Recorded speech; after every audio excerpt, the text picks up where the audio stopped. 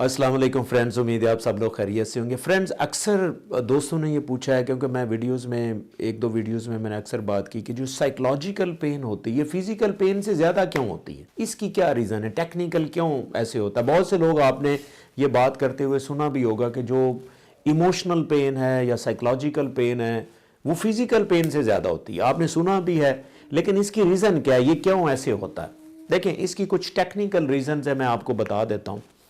Number one reason पता क्या है? नंबर वन रीज़न ये है कि जब भी आपको कोई इमोशनल ट्रामा होता है, यानी कि आपका दिल दुखता है या आपको साइकोलॉजिकल पेन फील होती है, तो ब्रेन का एक एरिया एक्टिव होता है जिसे हम एंटीरियर सिंगुलेट कॉर्टेक्स कहते हैं।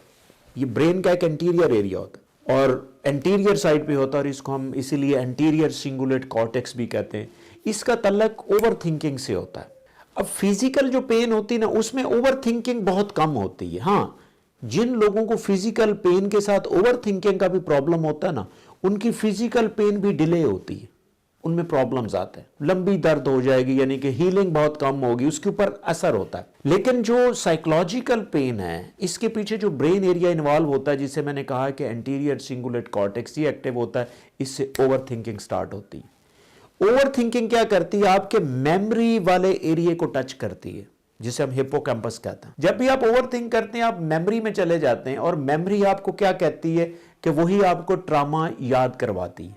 इससे होता क्या है, जब आप पेन, साइकोलॉजिकल पेन फील करते हैं और फिर वही मेमोरीज बार बार जब आप याद करते हैं, तो क्या होता है, आपको कंटिन्यूस पेन रहना शुरू हो जाती है। जब आपको कंटिन्यूस पेन रहना शुरू हो जाती है, तो जिसका आप फ्यूचर डिसाइड नहीं कर सकते कि ये कब तक रहेगी, भाई इसकी कोई कैलकुलेशन नहीं है। एक तो ये बात है कि जो इमोशनल या साइकोलॉजिकल पेन है, ये लिंगर ऑन बहुत करती है, ये इसीलिए ज्यादा दर्दनाक होती है।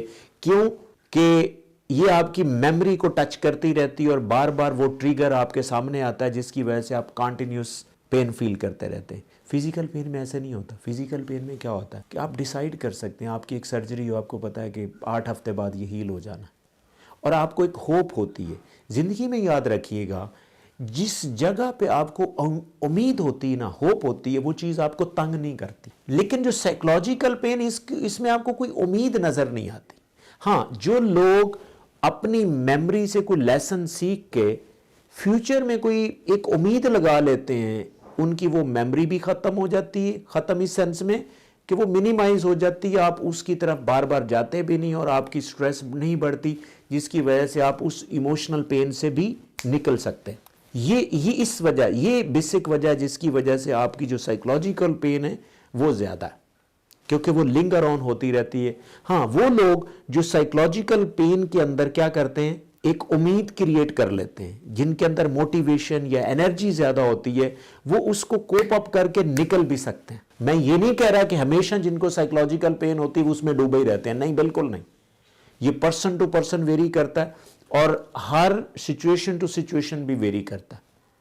तो इसकी जो बेसिक रीजन जो मैंने आपको बताई कि जो साइकोलॉजिकल पेन इस वजह से ज्यादा होती, क्योंकि ये लिंगर ऑन होती। इसके अलावा एक और इसकी जो न्यूरो साइंटिफिक रीजन है वो ये है कि जब भी आपको एक इमोशनल पेन होती है, कि आपका जो स्ट्रेस वाला साइकिल है ना, उससे वो ट्रिगर होता है। होता कैसे है कि जब भी आपको वो इमोशनल साइकोलॉजिकल पेन होती है, तो आपका जो ब्रेन के अंदर एक खास एरिया होता है जिसे हम हाइपोथैलेमस कहते हैं। हाइपोथैलेमस उसको रिसीव करता है और वो आपके ब्रेन के ग्लैंड की तरफ मैसेज लेके जाता है, जिसे हम पिट्यूटरी ग्लैंड कहते हैं।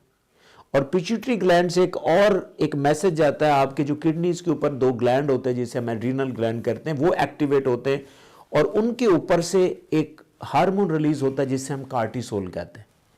तो जब कार्टिसोल ज्यादा रिलीज होता है तो ये आपके अंदर स्ट्रेस ज्यादा क्रिएट करता है।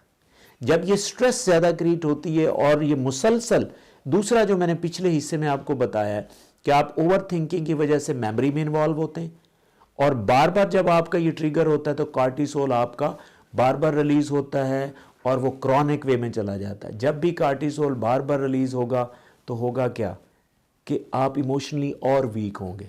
स्ट्रेस आपके अंदर, जब भी देखें, जब भी आपके अंदर स्ट्रेस होता है ना, आप एनर्जी लेस होते हैं, एनर्जी कम होती। तो इस वजह से क्या होता है कि जितनी आप ज़्यादा स्ट्रेस फील करेंगे, जो पहले वाला मैंने आपको मैकेनिज्म बताया वो ज़्यादा काम करेगा और आपको ज़्यादा पेन फील होगी। इसीलिए जो लोग साइकोलॉजिकल पेन में इन्वॉल्व हो जाते हैं, हर आए दिन उनको पेन ज़्यादा होता है, कम होने की बजाय उनको ज़्यादा पेन फील होता है। तो इसीलिए अगर आप इन चीज़ों को कोप अप कर लेते हैं, यानी कि आप ओवर थिंकिंग के ऊपर कंट्रोल कर लेते हैं, साइकोलॉजिकल पेन के अंदर अगर आप ओवर थिंकिंग में आप कंट्रोल कर लेते हैं, तो आप साइकोलॉजिकल पेन आपको फिजिकल पेन से भी बहुत लाइट फील होगी, आप उससे जल्दी निकल जाएंगे। हाँ, अगर आप ओवर थिंकिंग के ऊपर काबू नहीं पा सकते, तो इवन आपको जो फिजिकल पेन है उसके अंदर भी आपको एक साइकोलॉजिकल पेन भी स्टार्ट हो जाती है। तो इसलिए मसला पता क्या है, मसला आपको कंट्रोल करने के ऊपर है। इसलिए वो बहुत से लोग जिनको साइकोलॉजिकल पेन होती लेकिन वो उससे आराम से निकल जाते हैं, दूसरा नहीं निकल सकता, तीसरा नहीं निकल सकता, लेकिन एक बंदा निकल जाता है। वो क्यों निकलता है? उनके अंदर एक रेजिलियंस है, उनकी एक पर्सनालिटी है। तो इसलिए ये नहीं है कि अगर आपको कोई साइकोलॉजिकल पेन हुआ तो आप उसमें हमेशा के लिए रहेंगे, नहीं, आप निकल भी सकते हैं और इट डिपेंड्स ऑन यू कि आप अपने आप को मैनेज कैसे करते हैं।